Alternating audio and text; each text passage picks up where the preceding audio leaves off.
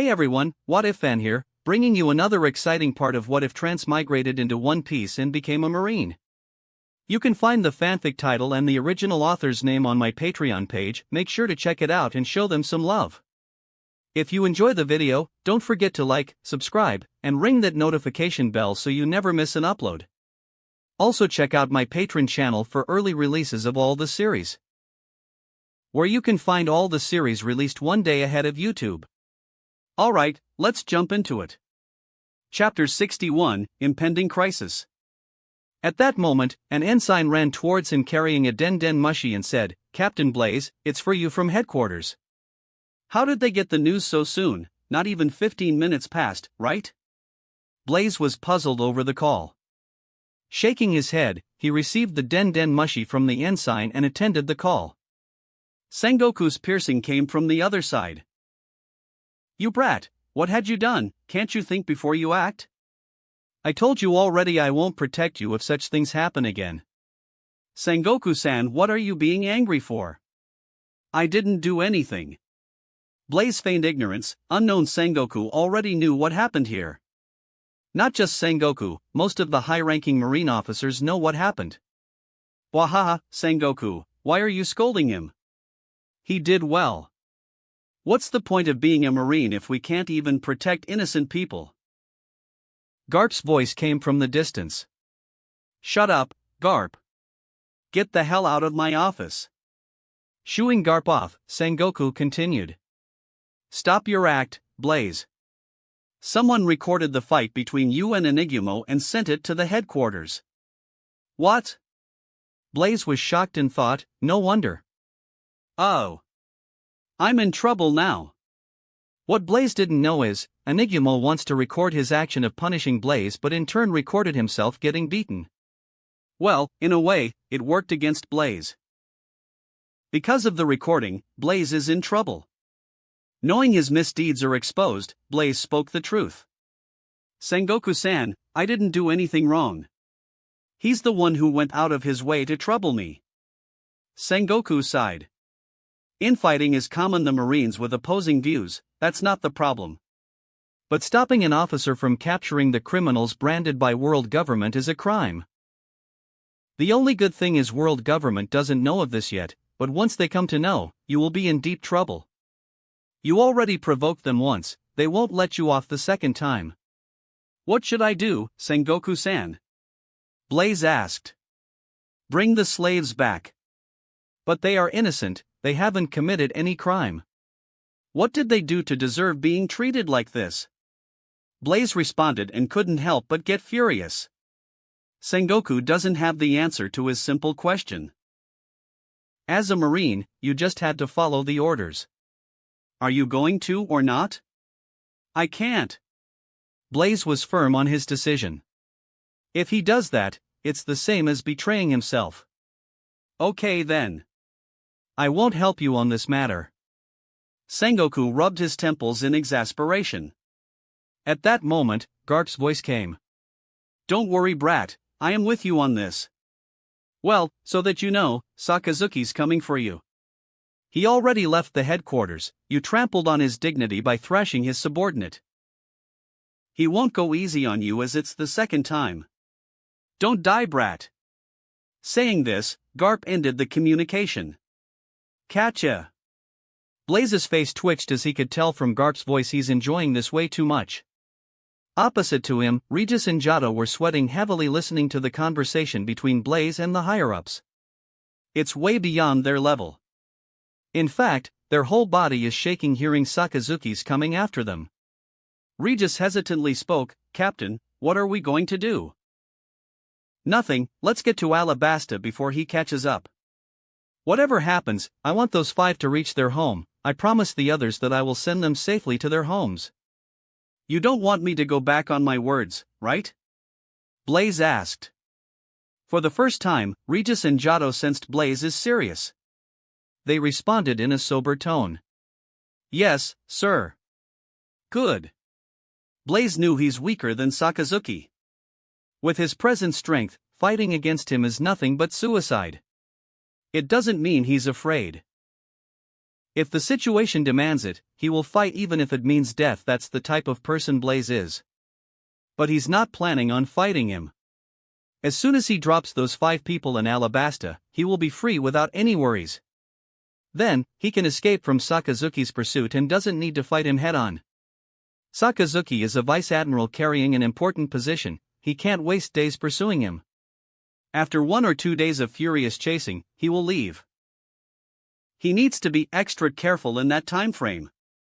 Once he crosses this period, there won't be any trouble from Sakazuki. But it won't be easy. He knew Sakazuki very well. He may seem like an angry guy with a stern face, but he's an extremist who's also cunning and highly manipulative. If he let his guard before him, he won't survive much longer. Knowing the predicament he is in, Blaze pondered for a moment and opened his status panel. The only thing that can save him at the critical moment is his personal strength. Name, Blaze Hunt. Occupation, Marine. Constitution, 36.1. Devil Fruit Potential, 33.4. Hockey, none. Items in storage, none. Free Attribute Point, 4.0. He has 4 free attribute points. He can increase his Constitution attribute to 40 for better strength, while increasing his Devil Fruit potential won't change anything major. Even so, he's not in a hurry. After all, he can raise them any time he wants. Saving it for the critical moment is for the best. Depressing moods surrounded the entire unit, as most of them know the type of trouble their unit is in. They believe Blaze, even so, they still couldn't calm down. In truth, Sakazuki's fame across the Marines can't be said in words. He's the most feared one among the Marines and at the same time respected because of his strength and fearsome reputation. The ship coursed the sea towards Alabasta. Blaze stood in the deck, gazing at the far-stretching sea while deep in thoughts. If only I can learn hockey without anyone's guidance. But Blaze knew it's impossible. Hockey is related to one's spiritual energy, which can only be developed slowly. It's not something that can be learned overnight. Chapter 62, Arian Sia. Evening. It's an unlucky day for Blaze. Just after a few hours of sailing, their ship met a huge storm and was forced to steer away from the original course. Thanks to that, their journey to Alabasta is going to be delayed by another few hours. Considering the situation, it seems like the clash between him and Sakazuki is inevitable. Few hours is more than enough for Sakazuki's ship to shorten the distance between them. Unlike their standard ship, the latter's ship is Battle Class 1. Is it predestined? Blaze thought. Blaze is confident in his strength, he doesn't have to fear Sakazuki's magma ability, but when it comes to hockey he's helpless.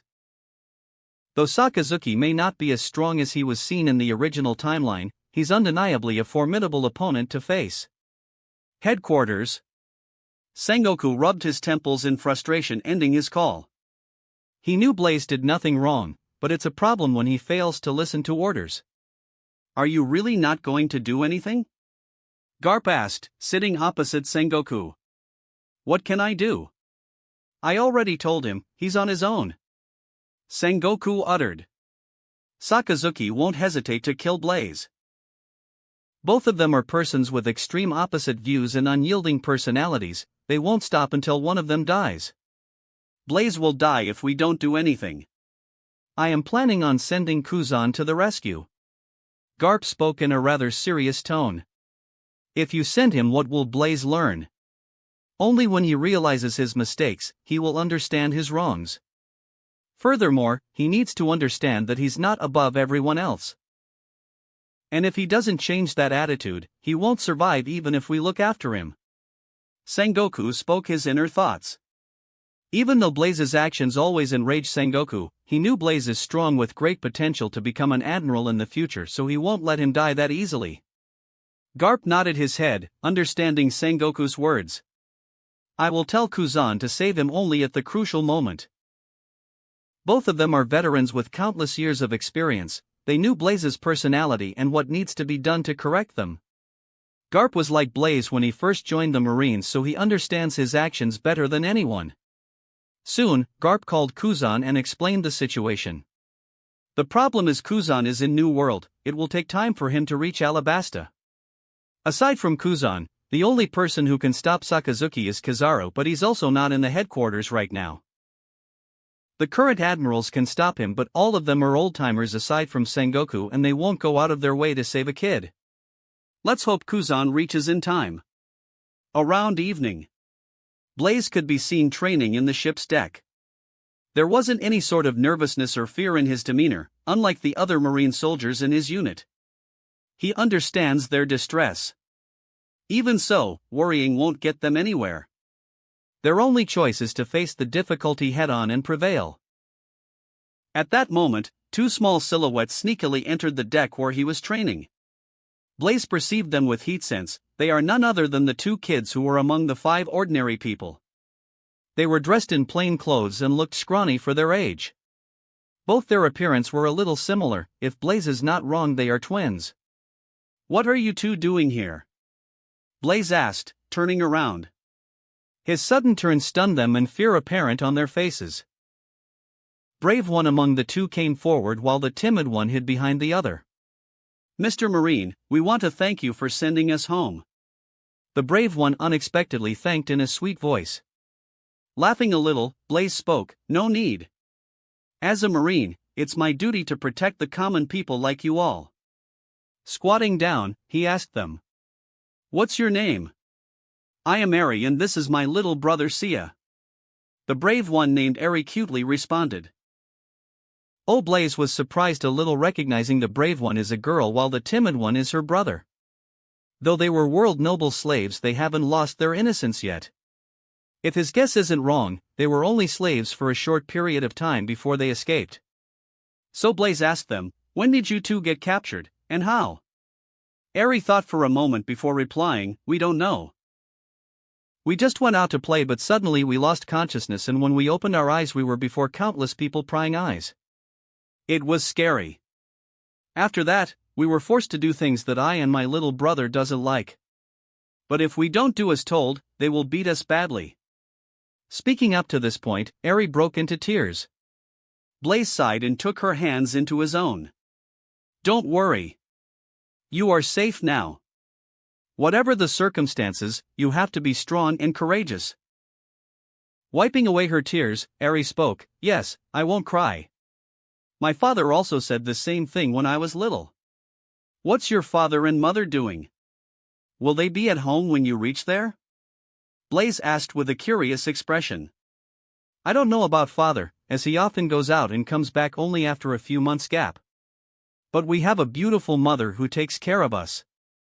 It's been years since I last her. I am sure she will miss us badly." "Of course. Which mother won't miss their little ones?" Blaze laughingly replied. "Don't know why, he finds the two kids adorable." "Do you remember where's your home at?" "Yes. We stayed in a beautiful town named Nanohana. I have a lot of friends there." Nanohana. Blaze knew very well about this port town. It is the principal entrance to Alabasta, making it a popular target for pirate attacks. No wonder these two were captured by the slave traders. Chapter 63, Clash. Around nightfall, Blaze and his unit reached the proximity of Alabasta Kingdom.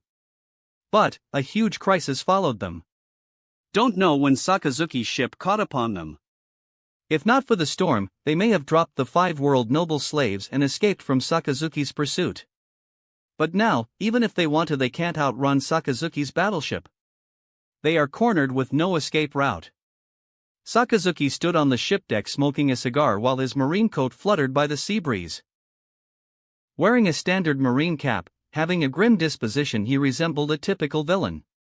Staring at Blaze, he commanded the soldiers on his ship. "Fire!" Without any objections, the Marines began to fire at Blaze's ship. Without bothering, Blaze called Regis and Giotto. "Regis, you are responsible for sending Eri and Sia to their home. Nothing should happen to them. Can I trust you on this?" Blaze stared at Regis and asked. "I will safely send them to their home, even if it means I lose my job as a Marine."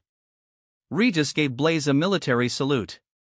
He'd been following Blaze for more than 6 months. He knew what kind of person his captain is. He respects him for his beliefs and courage. Like for now, even when facing someone of higher ranking and strength, he didn't flinch. That's how a Marine should be, firmly sticking to their belief. For the first time, the feeling of justice arose in his heart.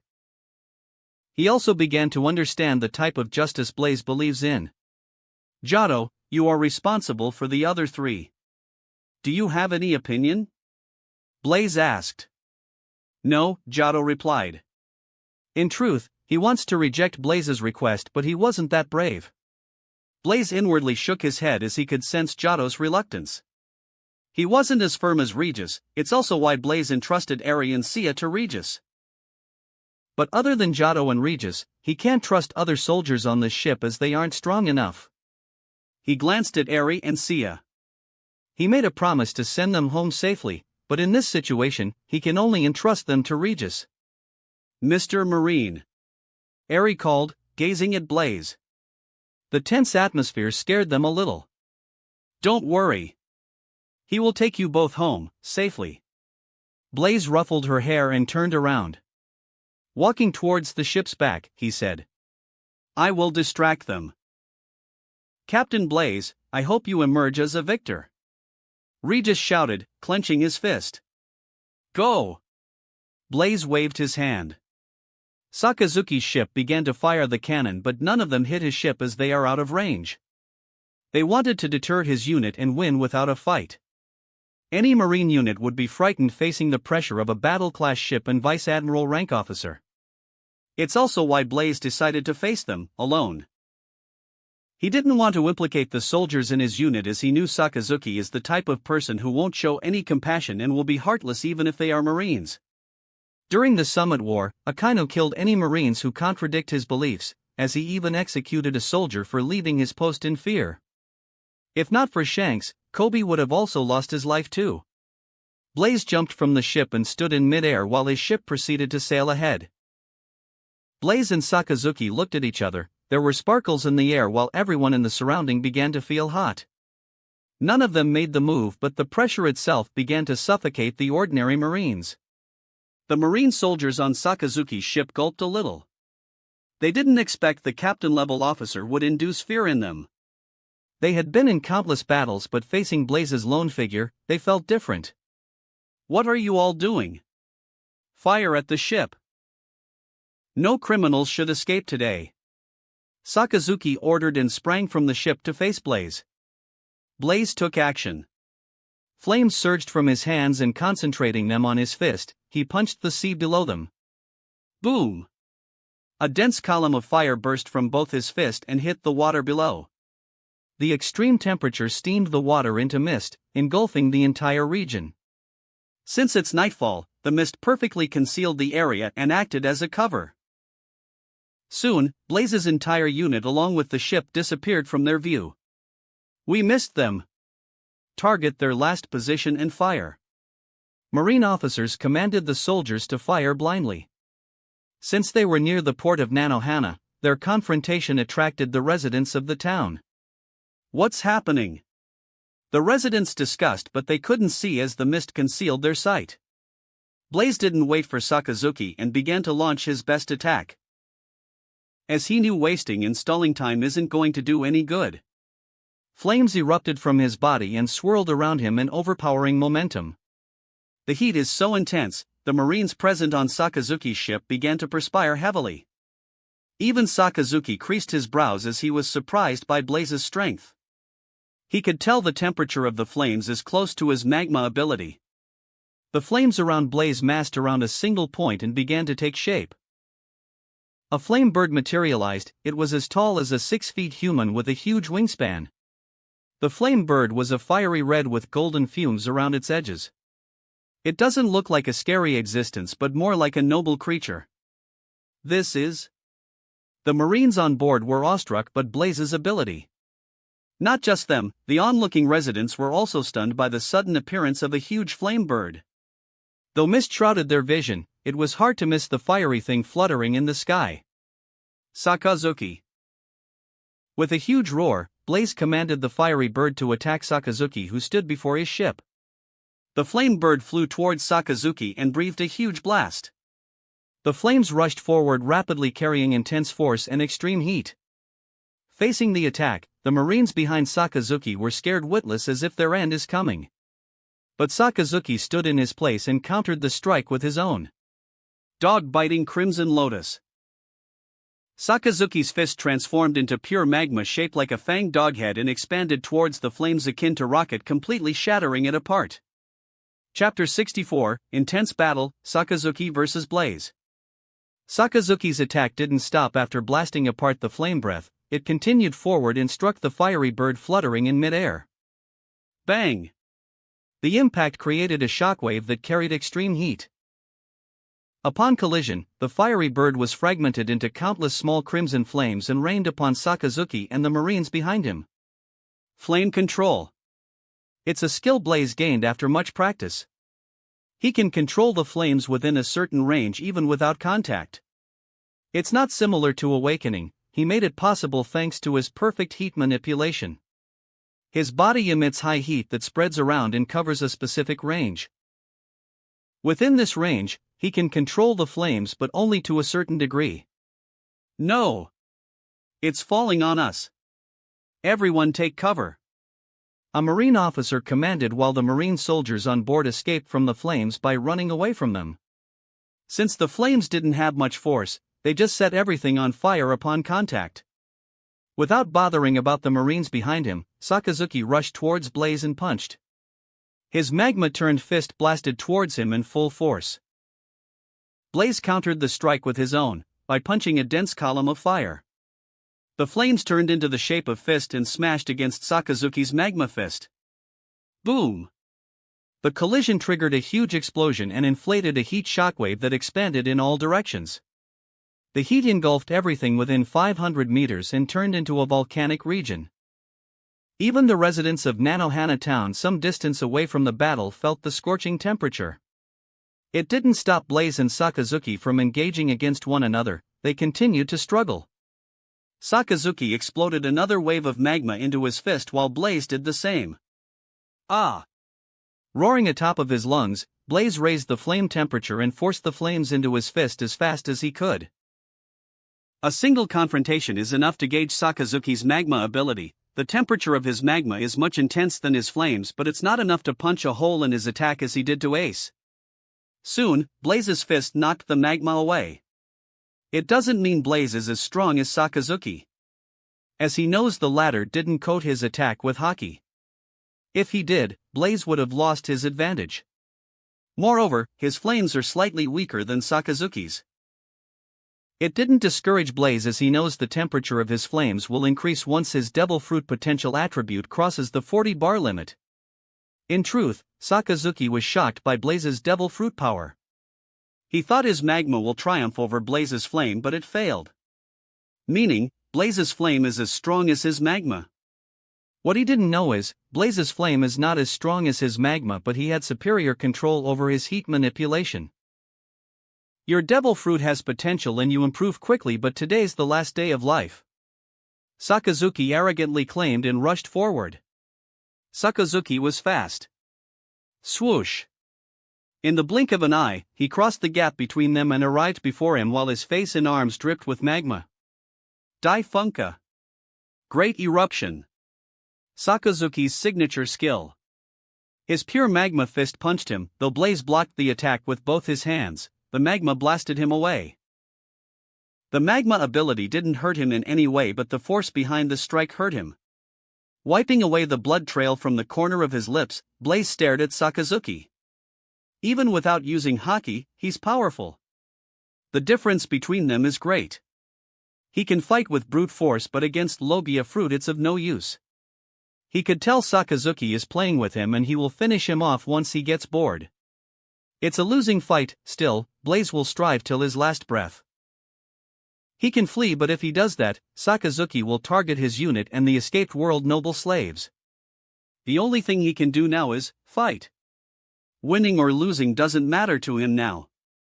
Since it came to this, let me fight to my heart content. As he sorted out his thoughts, a strong conviction flashed in his eyes, the decisiveness to meet death. Till now, even though Blaze always said he didn't fear death, somewhere in his heart he didn't want to die. But now, confronting Sakazuki who he can't defeat with his present strength, his heart grew determined than ever. Opening his status panel, Blaze directly raised his Constitution attribute from 36.1 to 40 with the 4 free attribute points.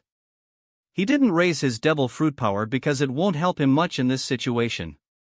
As for his Constitution, it will help him to combat Sakazuki's Haki. Name, Blaze Hunt. Occupation, Marine. Constitution, 40.1. Devil Fruit potential, 35.4. Haki, none. Items in storage, none. Free attribute point, 0. His entire body brimmed with life energy. A mysterious power coursed through every nook and corner of his being and improved his constitution to a whole new level. Endless vitality, explosive power, endless stamina, that's how Blaze feels right now. But he knows it's nothing but a misconception from the sudden increase in strength. He got stronger. It's the truth. His physical powers may be comparable to some of the strongest characters in the One Piece world right now. The improvement in the Constitution attribute also raised his Devil Fruit potential to another 2 points. They were increased from 33.4 to 35.4. Aside from himself, the only person who felt his quantitative transformation is Sakazuki. With his Haki, he could tell Blaze got stronger, but he couldn't understand how. Even so, it didn't stop him from attacking, as he could tell it won't change the outcome of the battle in any way. Sakazuki transformed his entire body into magma and surrounded Blaze, intending to incinerate him into ashes by immersing him in magma. Unfortunately, it didn't even make Blaze sweat, much less burn him. Sakazuki, your magma can't hurt me. It's useless to fight me with your Devil Fruit power. Saying this, Blaze effortlessly escaped the besiegement by jumping high in the sky. Lifting his arm, Blaze gathered the flames around his hand, forming a miniature sun. Chapter 65, Bitter Battle. Sakazuki didn't envision that his magma ability will fail to burn Blaze. This is the first time it happened, as even Kuzan's ice vaporizes immediately when meeting his magma. Is it because his Devil Fruit is related to heat? Just as Sakazuki contemplates, Blaze completed preparing his attack. Above Blaze's head, 2 miniature golden suns hovered in midair, glowing fiercely. Since it is nightfall, the sun had already set, but suddenly 2 new suns appeared in the sky, lightening the entire region. The sight stunned everyone, whether it's Marines or residents of the Alabasta Kingdom. Even the escaping Blaze unit noticed the change. It's Captain Blaze's ability. Regis muttered while Eri and Sia wondered at the sight. Sakazuki too observed the 2 suns, but unlike others, there wasn't even a shred of surprise on his face, only indifference and disdain. Sakazuki's magma won't hurt him, and the same could be said about his flames. Blaze knew, but he had to at least try before deciding that. To hurt Sakazuki, the temperature of his flames had to be higher than magma. So, unlike his conventional attacks, he decided to try something different and new. The 2 suns gained power by compressing more heat into them, to the point of explosion. Looking at Sakazuki, Blaze attacked. Both the suns suddenly projected a scorching ray which convened in midair and then blasted towards Sakazuki with increased intensity as a single fiery beam. Twin Sun, Superheat Beam. The beam was too big for Sakazuki to evade in time, but the thing is, he didn't plan on avoiding it in the first place and chose to confront it head-on. It didn't surprise Blaze that much as he knows Sakazuki's personality, he isn't the type of person to run away from something. Dark Hound. Sakazuki transformed his magma hand into a claw and drove against the approaching laser-like beam. In the series, he pierced Whitebeard's body and then detonated, filling the latter's stomach with magma. The blow severely injured Whitebeard. But against Blaze's new attack, he failed. In turn, the laser beam pierced his magma claw and struck his body, blasting him far away. Crash! Sakazuki's figure zoomed back and directly smashed into his marine ship, destroying a part of it. Gray smoke engulfed the ship and prevented others from seeing what's happening.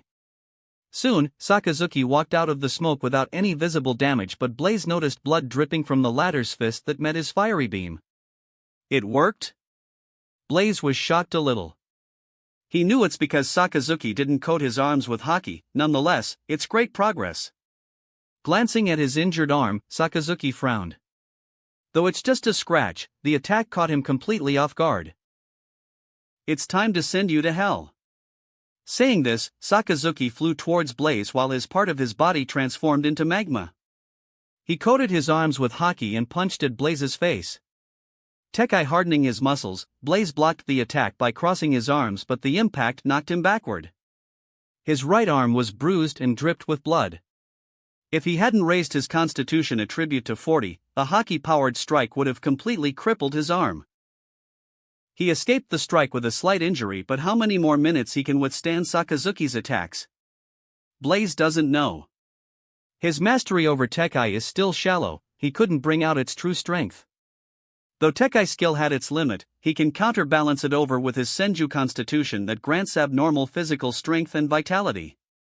Sakazuki didn't wait, he rushed at Blaze and attack. Raising his hands, he fired off a great number of magma fists, coating it with haki. As Blaze was in close range, he couldn't dodge all the rapid projectile-like attacks. He was able to evade one or two, but remaining crashed against his body precisely. Hardening his entire body, Blaze used Sorrow ability to escape, but Sakazuki predicted his every move with his observation haki. All his efforts proved futile. Soon, a barrage of magma fists drowned Blaze, completely smashing against his body. Sakazuki only stopped his attacks after continuing for a minute. The entire area is filled with mist and smoke as Sakazuki's magma and Blaze's flame ability vaporized part of the sea below them. Smoke dispersed, revealing Blaze's bloody figure. Though Blaze blocked part of the attack by forming a heat shield around him, it didn't help against haki-powered attack. Blood trickled from all parts of his body as his skin and muscles were cracked in multiple places. Both his hands were injured beyond definition as Blaze resisted the attack by placing both his hand before him. The bones in his hands were crushed into multiple fragments. It's a miracle he still stands, only thanks to his Senju constitution. Without knowing haki, he can't injure Sakazuki no matter how many times he attacks. It's a hopeless situation for Blaze as he can't even use his hands now. But his gaze was still as determined as ever. Impressive. You are still alive, but won't be for long. You would have been a wonderful Marine if not for your ridiculous justice. Saying this, Sakazuki decided to finish Blaze off with his signature skill, Great Eruption. His right arm transformed into a pure, giant magma fist before expanding towards him like a speeding rocket. Even in the face of death, Blaze neither showed fear or panic in his face but absolute calmness and decisiveness to counterattack. So what if I can't use my fist? Blaze flared his right leg and kicked at the incoming giant magma fist. A dense column of flames erupted from his leg and confronted Sakazuki's attack. Both the strikes clashed in midair, sending a heat shockwave that spread in all directions. Whether it's Marines or residents of Alabasta, all of them felt the impact while heat waves burned their skins. Sakazuki's attack was imbued with haki while Blaze put everything in the strike attack. Ah! Screaming aloud, Blaze increased the intensity of the flame and drew out every bit of strength left in his body. Flames surged from his body, endlessly enhancing the attack. To onlookers, it was a remarkable display as fiery flames and magma confronted for the best in midair. Without Blaze's knowing, an overpowering momentum burst out of him and expanded in every direction. Since only Marines were present in the area, the weak-willed ones were directly knocked unconscious. Only a handful resisted the momentum, even they were forced to their knees. What's happening? An officer raised his doubts. I am losing my strength. This is Haushiku no Haki, a commodore of the ship commented, before falling to his knees. Chapter 66, Back to Marine Headquarters. Endless flames surged from Blaze's leg without stop and engulfed everything around 500 meters, transforming into a sea of fire. He's one resilient bastard even though he's very weak. Sakazuki snorted a little and exerted much force while thrusting more magma into the attack. His magma pushed Blaze's flames away and strived forward to strike. Soon, a thunderous bang resounded while blood splattered. Ultimately, Sakazuki's haki-powered strike triumphed while his giant magma fist smashed Blaze straight into the sea, completely knocking him unconscious. The attack tore his inner organs and crushed most of his bones. It won't be an exaggeration to say that he's on brink of death. Discerning Blaze still breathes with his observation haki, Sakazuki muttered, Haushika haki, you are similar to that garp. Your kind of justice is a shame to the Marines who need to erase every criminal without any sympathy. You even let Fisher Tiger, who freed countless criminals, escape. The entirety of his arm transformed into hardened magma, something that no one had seen before. Hardened magma took the shape of a pointed spike, imbuing them with haki. He smashed it towards where Blaze fell. Blaze's body floated in the ocean, completely unconscious, unaware a strike that can take his life approaches him. At the last moment, a figure zoomed past the attack while Blaze disappeared. The one who arrived is none other than Kuzan.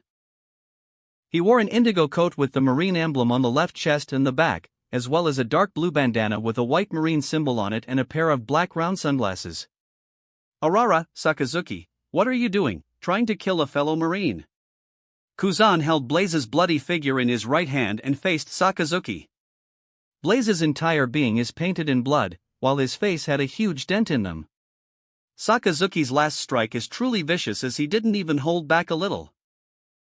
If not for Blaze's Senju constitution, he would have already died. Even so, his situation is critical. Most of the bones in his body were broken while his inner organs were ripped in multiple places. Kuzan, don't intervene in my matters. He has to die today. His way of thinking is deemed as a threat to the world government. Hearing it, Kuzan frowned. Don't tell me someone from world government want Blaze dead. Shaking his head, Kuzan spoke. From what I see, he isn't a threat to anyone but you. Are you afraid of him getting stronger? Sakazuki grunted to his ridiculous question and uttered, since you decided to stand in my way, I will kill you along with him. Why don't you try it? Kuzan spoke while frost covered his hands and legs, chilling the area. Before they could confront, Sengoku's voice came from Kuzan's pocket. Kuzan then took out a den mushi that resembles Sengoku. Enough! Sakazuki, you are trying to kill a fellow Marine without any orders. Is this how a vice admiral acts? Get back to the headquarters. Sakazuki clenched his fist and gritted his teeth, but eventually, he turned around and walked away. He's just a vice admiral now, he can't act as he wishes. Only when he becomes an admiral, he has that power. Of course, characters like Garp and Tsuru are different. Kuzan, you bring Blaze back and send him to the infirmary. Okay. Kuzan ended the call and looked at barely breathing Blaze. Though he arrived only seconds before Sakazuki dealt his final blow, he was impressed by Blaze's actions. He was daring and courageous as he stood alone to face Sakazuki so that his unit and the world noble slaves can leave. Wasting no time, he carried Blaze and hurried towards headquarters, understanding the dire state he is in. Both Kuzan and Sakazuki left. The entire sky was filled with smoke and heat, proof of the battle that happened here. The residents of the Nanohana town were the most perplexed ones, as they didn't even know what happened, aside from the fact some people are fighting. The fight didn't last long since Blaze was too weak compared to Sakazuki. But, the next time they fight it will be different. Marine Headquarters. 3 days have passed since the battle between Blaze and Sakazuki, but Blaze still hadn't regained his consciousness yet. It's because of the degree of damage he sustained, his mind automatically shut his consciousness as it's too severe.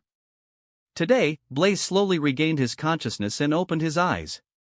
He feels as if he woke from a long dream and a thought crossed his mind. I am still alive? Then, an excruciating pain spread from various parts of his body. Even with his good willpower and pain tolerance, he couldn't help but cry out a little. Especially his arms, he couldn't even feel them, as if they aren't there. It somewhat frightened him a little. Only then he noticed the surroundings and his mummified appearance.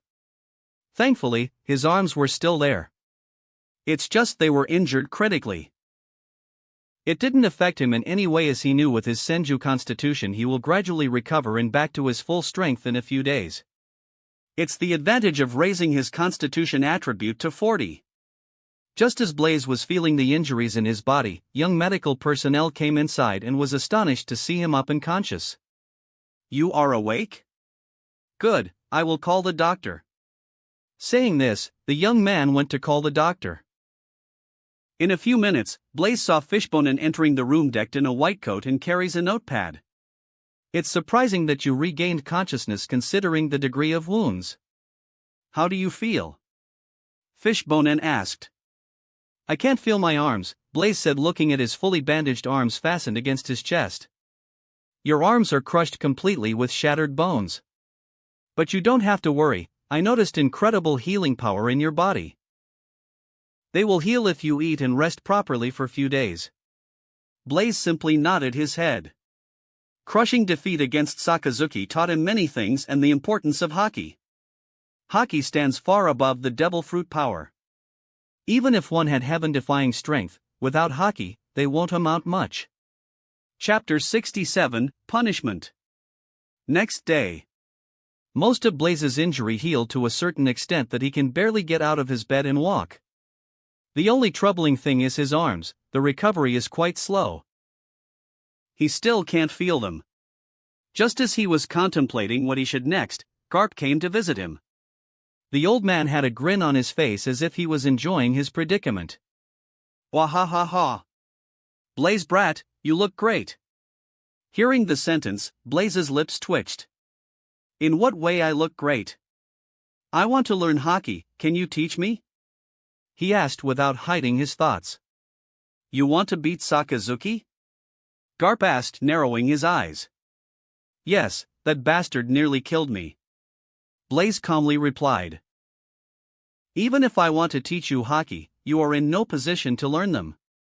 Your actions grabbed world government's attention, they severely condemned Sengoku for supporting you. Garp said, shaking his head. Blaze wasn't surprised as he knew it would happen, but he didn't expect that Sengoku would be implicated by it. It means the latter took the blame in his stead. But why? I am the one who did it. Blaze asked. What you did is no small matter since involves the world nobles. They want the slaves back, but you helped them to escape. If Sengoku didn't take the blame, you will definitely be dismissed from your position and sent to Impel Down for your crimes. Hearing this, Blaze was silent. He always thought Sengoku won't support his way of doing things, but he didn't expect the latter would go so far as to protect him. His actions stirred his heart as he knew what it means. Sengoku may even lose his promotion to become a fleet admiral. Still, you are not escaping this incident without any punishment. For your crime, you were demoted by 2 ranks while your merit points were subtracted to 0. Now, you are just a lieutenant commander. Furthermore, you will be sent to one of the 4 blues for a few years to reflect on your actions. Garp spoke about Blaze's current situation while inwardly he's displeased about the decision. In his opinion, this kind of punishment is a little heavy since it's equivalent to cutting off Blaze's future path. By the time he comes back from the 4 blues, he had to start all over again and advance his way forward in the ranks. But no one can do anything since the punishment was decided by Fleet Admiral Kong after discussing with the world government. Blaze wasn't depressed by the punishment as Garp expected. To him, Marine ranks, merit points are just a way to get stronger, even without them he can become strong. Once he becomes strong, he can get them back in no time. After conversing with him for a few more minutes, Garp left the room. As for Blaze, he pondered for a minute and decided to learn Haki in his own way. Since none in the Marines plan on teaching him, he will find a way on his own.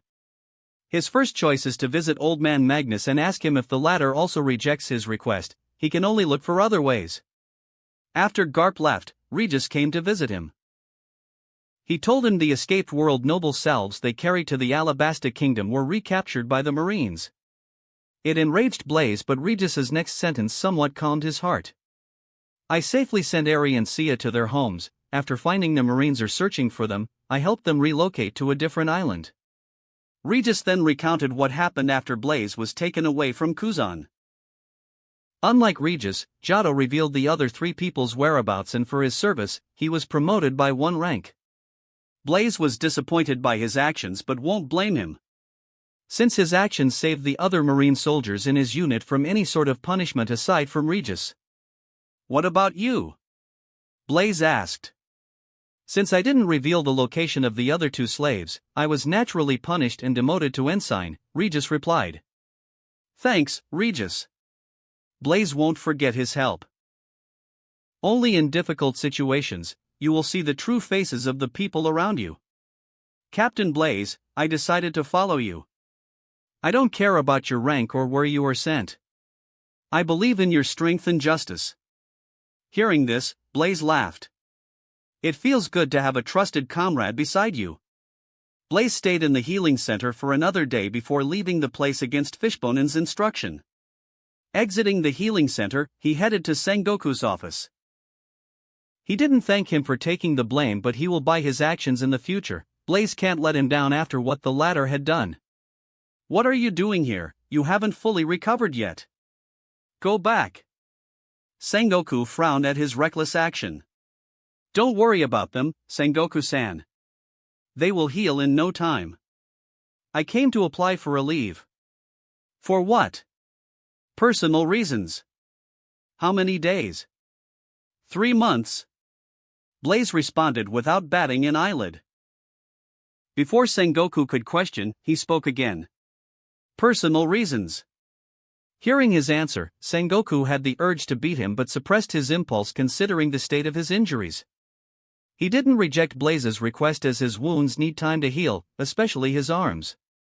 After thinking for a moment, he granted them. After getting Sengoku's permission, Blaze departed from the Marine headquarters without saying goodbye to anyone. Only Garp, Sengoku, and Regis know. Even they don't know where he was going. As for his relocation, he was tasked to guard the East Blue, but he will only take the post after 3 months.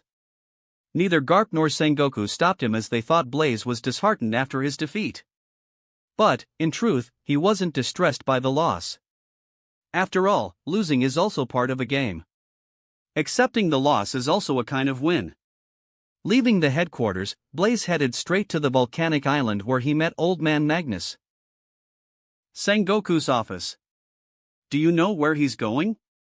Sengoku asked, sipping a tea. Who knows, Garp nonchalantly replied without care. But what I know is, he's searching for the strength to beat Sakazuki. The next time we meet, he won't be the same person we know. So, why do you want him in East Blue? Sengoku asked. East Blue is peaceful, he will like it there. But Sengoku didn't believe in his answer. Are you planning on teaching him hockey secretly? Of course not. Garp replied, looking elsewhere. Chapter 68, Hockey. Marine Headquarters. The next day an article regarding Sakazuki and Blaze dispute was published in the newspaper that circulated the world. The article was about the fight between 2 Marines and the reason behind it. The good thing is, the article didn't mention the names. If they had, it would easily destroy Marine prestige. But, it had a huge impact on the Marine soldiers. As most of them know about the battle that happened between Blaze and Sakazuki. Cracks begin to form between the believers of absolute justice and moral justice. Some praised Blaze for supporting innocent people, while some condemned him for violating the world government's order. For the first time, Blaze's name spread among the Marines and made an impression in their hearts. Virgo, Shuzo, Gion, and other friends of Blaze's also learned about it. Still, the news didn't have a deep impact among the high-ranking officers of the Marines. To them, it's just a small matter that isn't even worth their attention. Because the stage they are playing is much bigger compared to the first half of the Grand Line. As for Blaze, he reached the volcanic island the next day, where Black D. Magnus lives. The island looked the same, covered in gray smoke and unbearable heat. Without any hesitation, he made his way into the island. He soon reached the giant volcanic mountain located at the center and noticed the figure of Magnus. The old figure of Magnus could be seen barbecuing a huge fish that emits a mild fragrance. Without even looking back, he spoke, "Come, have a seat." Blaze walked and sat on the other side of the barbecue. Eyeing Blaze, Magnus commented, "You look pretty beaten up. What happened?" Without hiding anything, Blaze recounted the things and why he was in such a state. Magma fruit? I have some impression of it. You were nearly killed and punished because you wanted to save the innocents? Yes. So, you came here to learn hockey from me? Blaze nodded his head and said, "Without strength, I can't change anything." Though I am stronger than before, only now I feel truly weak. Magnus, as if understood his words, surprisingly agreed to the request without any second thought. I will teach you hockey. But on one condition. Blaze was overjoyed as he didn't expect the other party would agree easily. Holding his happiness, he asked, "What condition?" "My request is very simple. Whatever happens in the future, don't side with the world government." Blaze chuckled, "You know I won't do that." "I know, and this may seem silly, but I had to say this considering your current status as Marine. After all, people change over time in the pursuit of power." "I understand, but you don't have to worry about this," Blaze said. By the time the conversation ended, the fish over the fire was finally grilled and ready to savor. Serving a large piece to Blaze, Magnus asked, "What do you know about hockey?" Blaze recalled everything he knew about hockey and replied, "Hockey is a mysterious power that allows one to utilize their own spiritual energy for various purposes."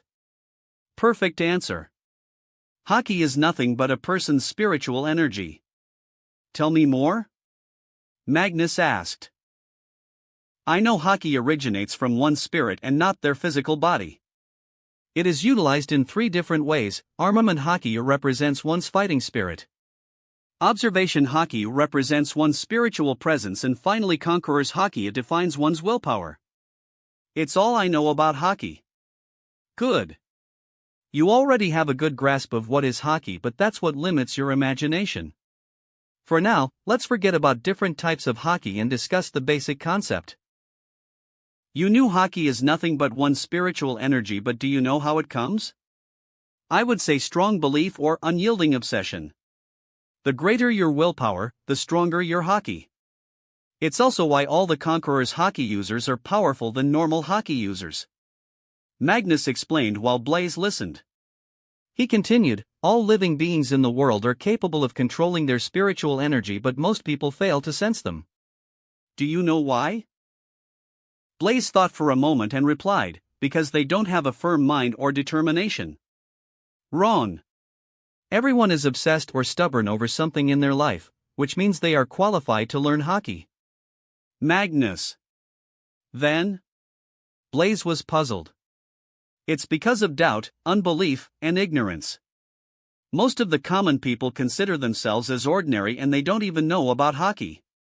If they don't even know what is hockey, how will they control it? Of course, there are exceptions, as some awaken hockey without even knowing and some are born with it. What I am trying to say is, don't ever doubt yourself or your purpose. It's the strength of spiritual energy. Understand? Yes, Blaze nodded his head.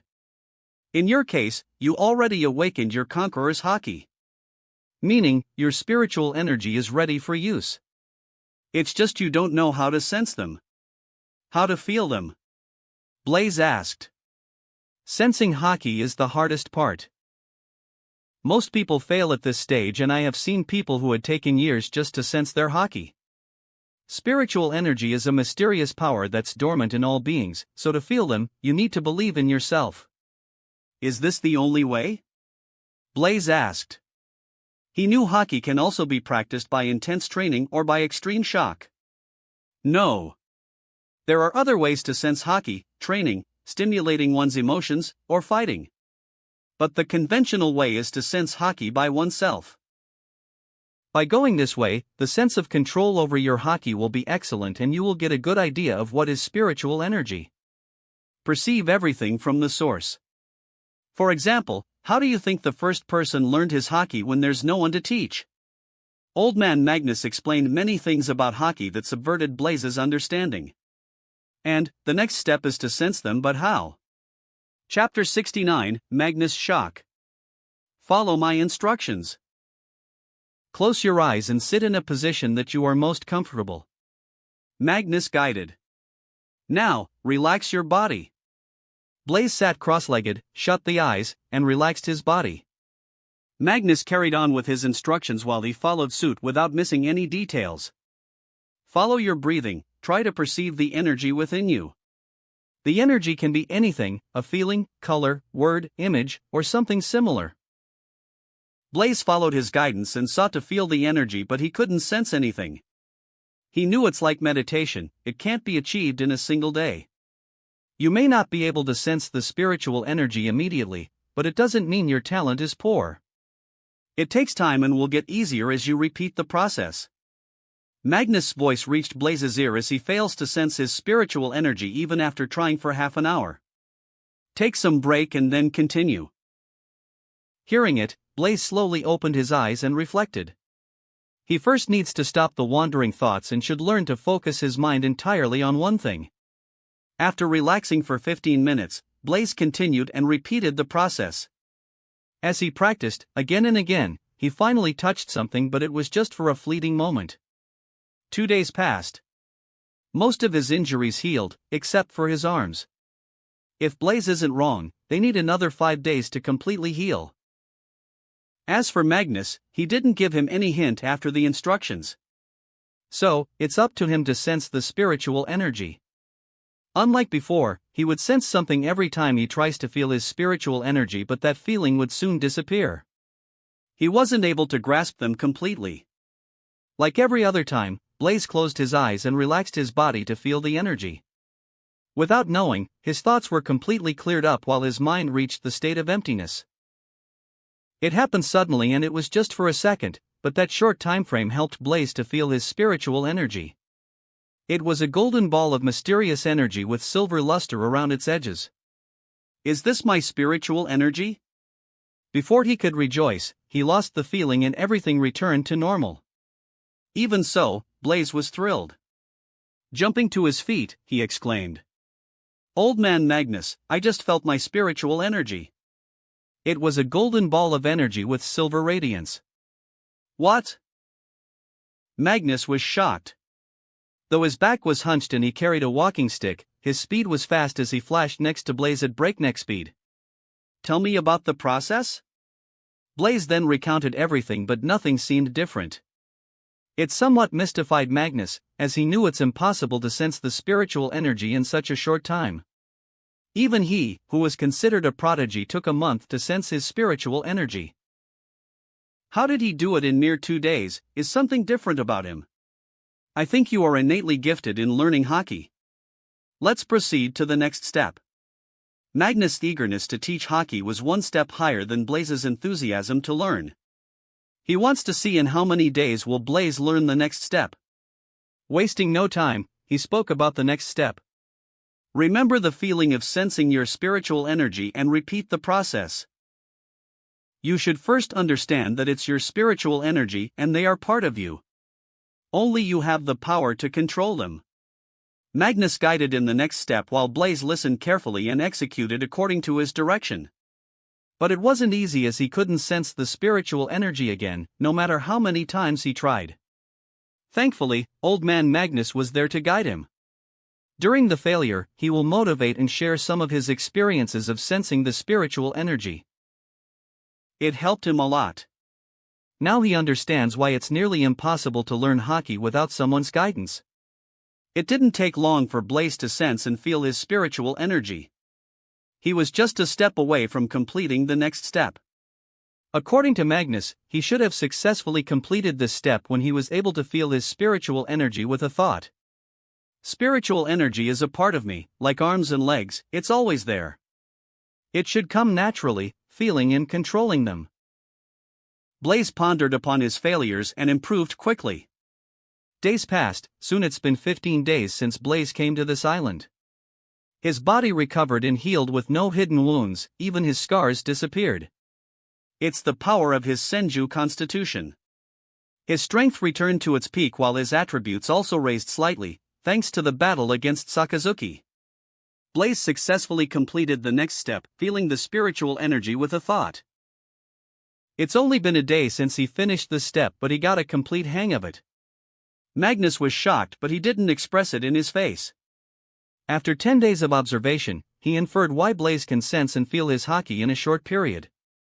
It's true Blaze is a talented person, but it's not why he was able to learn hockey quickly, it's because of his strange constitution. At first, Magnus didn't notice it, but after Blaze began to feel his spiritual energy, it came to light. With his observation hockey, he could feel Blaze's surging vitality and endless power contained within his body. In this world, there are various kinds of races with strange and special physiques, so this finding didn't astound him that much.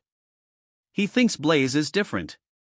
Magnus didn't hide this, he directly told his findings to the latter.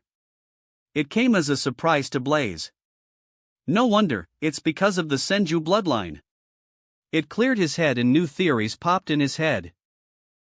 Once you learn to control your haki, we will be able to find the full extent of the abilities granted by your physique.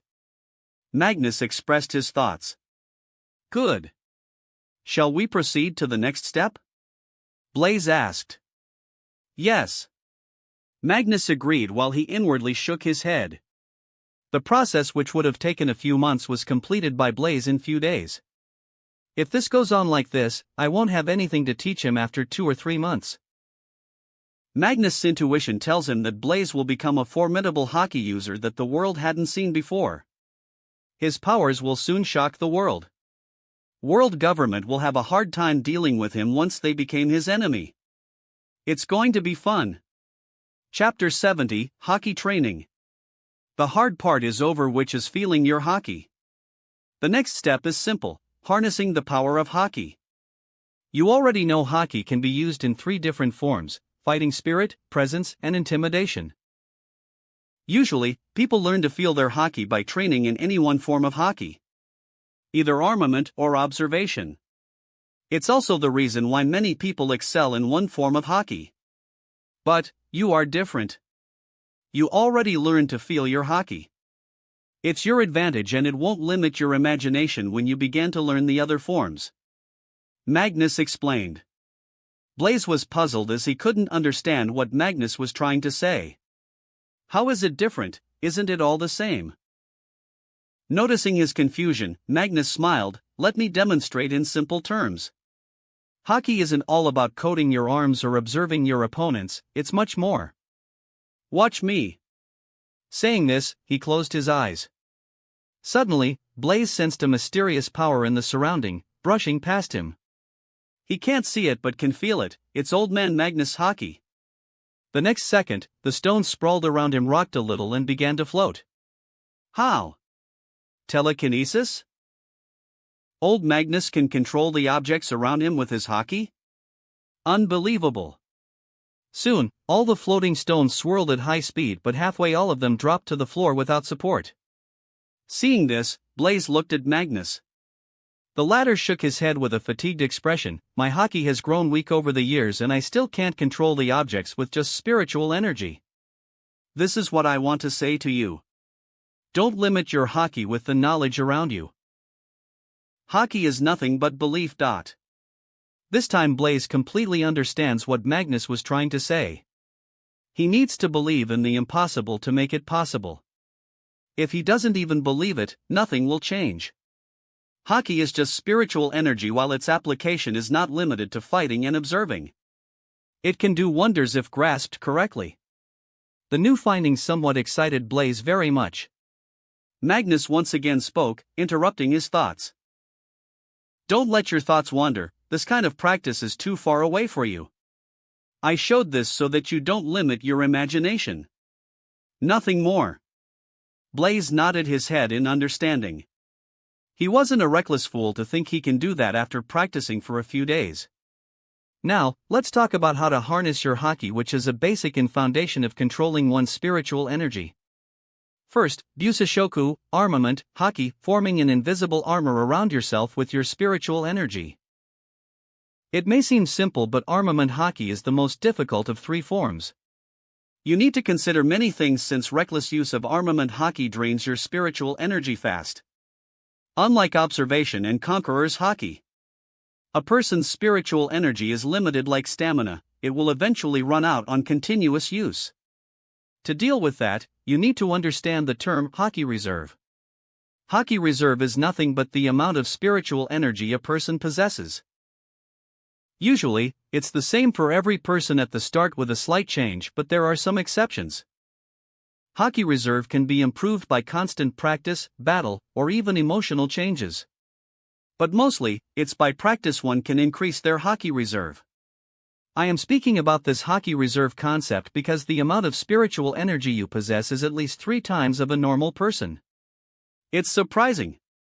Is it because I got transmigrated and swallowed the previous owner's soul? Blaze thought. Magnus continued his explanation. Whatever the case may be, it's your advantage. Now, let's get back to the topic of armament hockey.